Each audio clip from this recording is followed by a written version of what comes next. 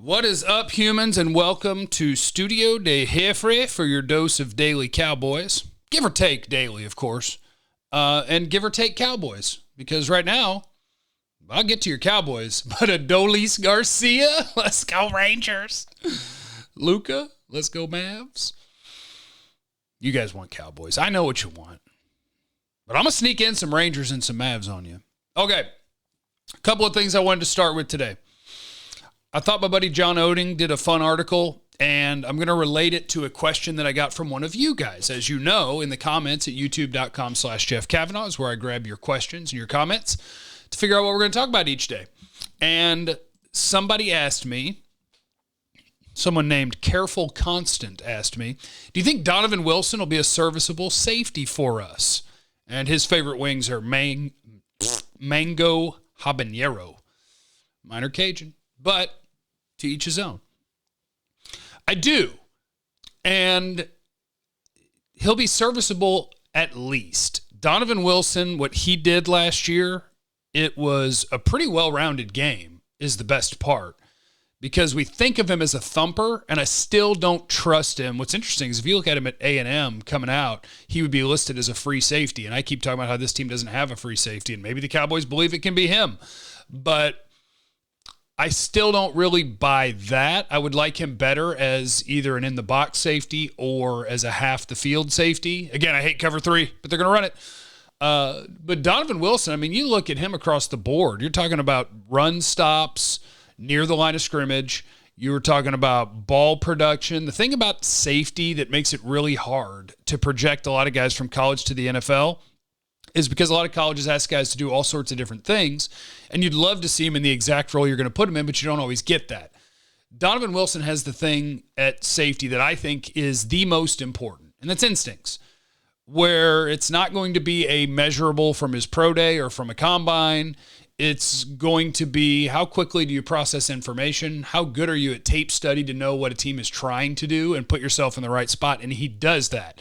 And I think that translates year to year. So Donovan Wilson, I would parlay that into John Owning wrote about his breakout candidates for the Cowboys. And Donovan Wilson's one of those where he could go from a guy who's a capable starter to you got something here. I don't think he'll ever be a middle of the field roaming around free safety guy, but I do think that he can be an above average to really good starting safety in the NFL. So I think he is a prime breakout candidate for this year. And the only other name I would throw in there as a breakout candidate, I would throw two other names. Trevon Diggs, where I saw his splits yesterday, man versus zone. He got a little ate up in man coverage, but he was really, really good in zone coverage, and that could be promising for what you're going to ask him to do with Dan Quinn. So Trevon Diggs I would throw in as a breakout candidate, and then Randy Gregory. With no Alden Smith, Randy Gregory is going to get plenty of chance to rush the quarterback, and dude's talented. So this could be the year where you get somewhere between 8.5 and 11 sacks out of Randy Gregory. So those are my three breakout candidates for the Cowboys this year. Now, the next thing that I want to get to is Jaylon Smith. Let me make sure I can find the proper question that somebody sent in to me, and then Kenneth, who said, still, they haven't addressed free safety. Why, Jeff? Why? Because sometimes they're not the smartest. Sometimes they're not the brightest. Sometimes they look at a position, it's like, that position doesn't matter. We don't care about defensive tackle. We don't care about free safety. We'll just figure it out later. Because sometimes that's what they do. But anyway, where is my Jalen question? Because somebody sent me a Jalen question. Anthony said, do you believe Jalen Smith can play outside backer similar to Von Miller in Denver? I'm one of the few that actually believes he would transition well. Having him go north and south is more favorable for him. If so, how can we use him? Or do we just kick the barrel and trade/release him? Here's the problem with the idea of taking linebackers and saying that a linebacker is now going to be a pass rusher. Von Miller at it was either Combine or Pro Day, you're in a 4.42, and this will be a learning exercise for you guys. Here's why we care about certain things with athletic testing for players. Von Miller ran a 6.7 3-cone. So the 3-cone drill, you go, wee, right? Okay. And what it's measuring is how well can you turn. You're running and you're turning. How well can you turn?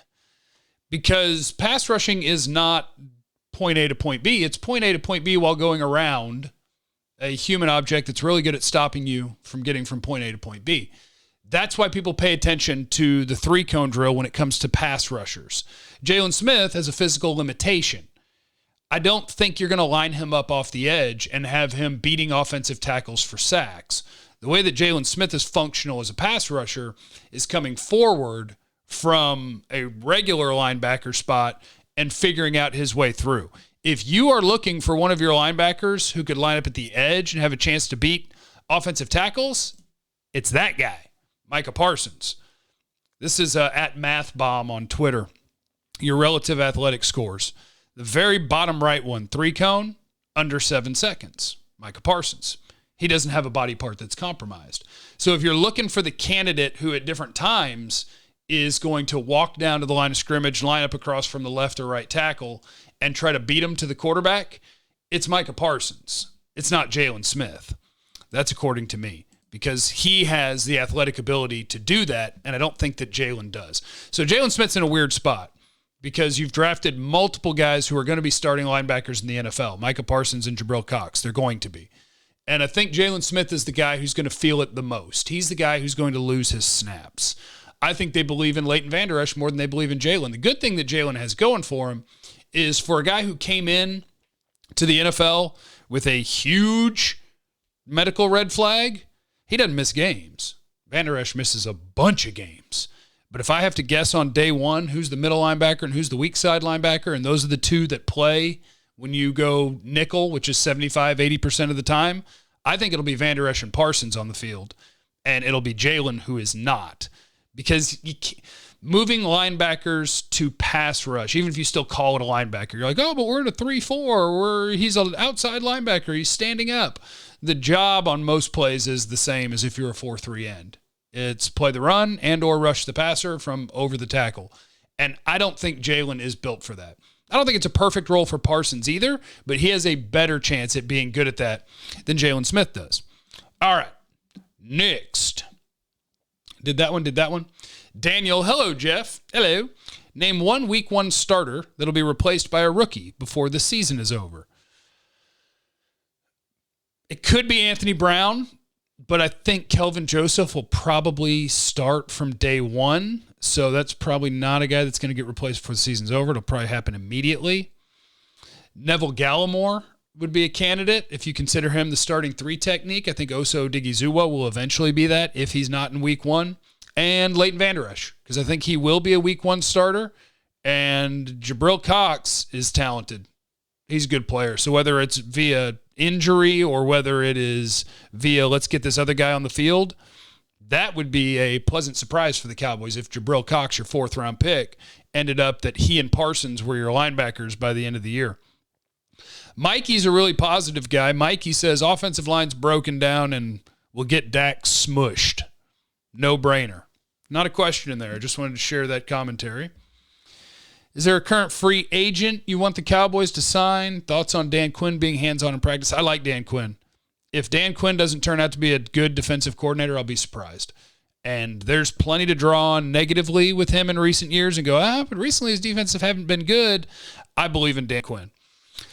And Mr. Johnson says, I believe people are sleeping on Canada playing in the slot. Coach likes big, long players, and he's a good 2 or 3 inches taller than the slot corners everyone assumes are going to get play there. I think he may be key to pushing AB off the cliff.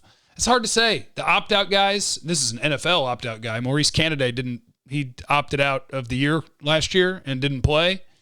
I don't know if he makes the roster. My guess is that he doesn't make the roster. What'll be interesting in the slot is it Jordan Lewis versus Anthony Brown, or are they willing to play Kelvin Joseph in the slot?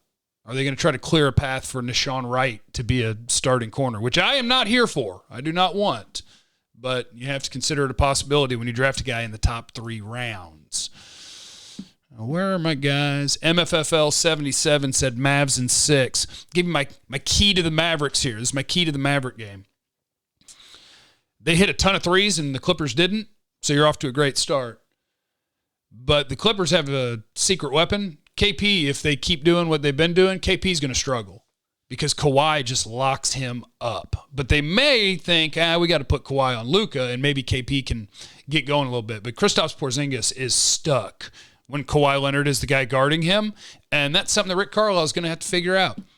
And now I got to go see if I can find an Adolis Garcia jersey from the Texas Rangers. He's been balling. Random question of the day. I hadn't thought of one until now. Random question of the day that I want you to answer in the comments. What's your favorite farm animal? And does a llama count? I love a good llama. That's our question of the day. All right, make sure that you're checking 1053thefan.com every day. We'll see you from 2 to 7. Myself, Gavin Dawson, Brian Broaddus, Lucius Alexander, G-Bag Nation. And leave in the comments your favorite farm animal and what you want to hear about tomorrow at youtube.com/Jeff Cavanaugh. Remember, be cool to people. You have no idea what anybody's going through. And I love you. Bye.